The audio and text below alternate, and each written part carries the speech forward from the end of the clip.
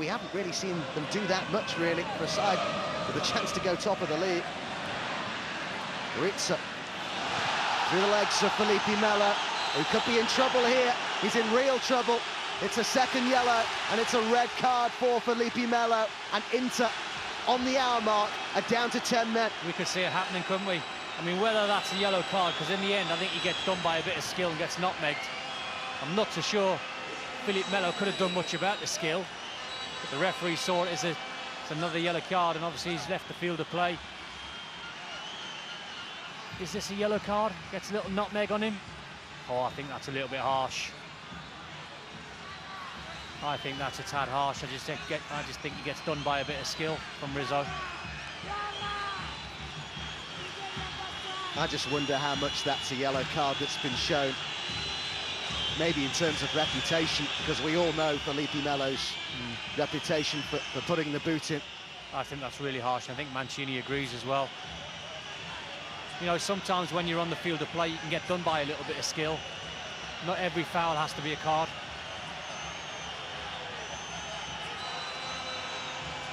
Has to be careful, Mancini here.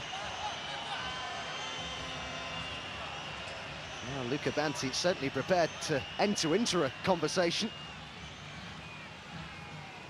It's a potentially game-changing moment. It was.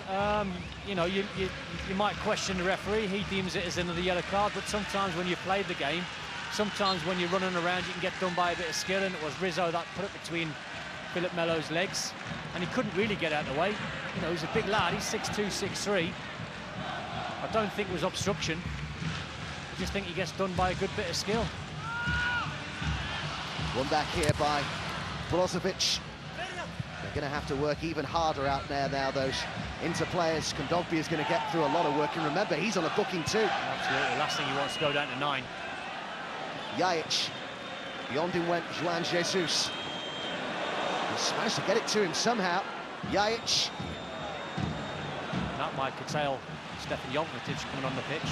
I think Roberto Mancini was just about to make the change. I was going to say, Don, I think that change was imminent, wasn't it? Yeah. Might explain in part why Mancini was quite as furious as he was, because it's not just reduced his side to 10 men, but it's, well, completely changed his whole game plan, is what he's intending to do with his substitutes, you would think, as well.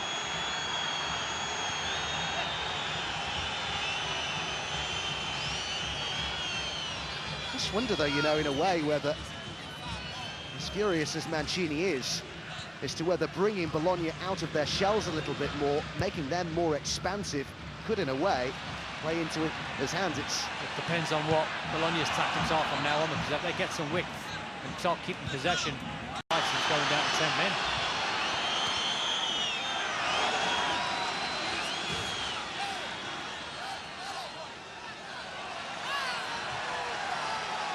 Taider it was who went down there.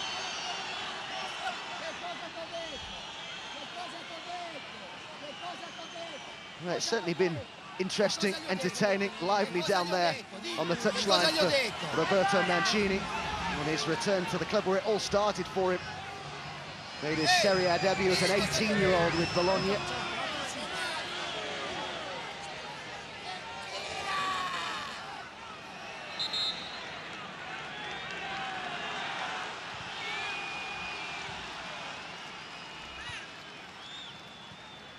Well, it was Palacio with the challenge on Taider. You can see how quickly Mancini was across there.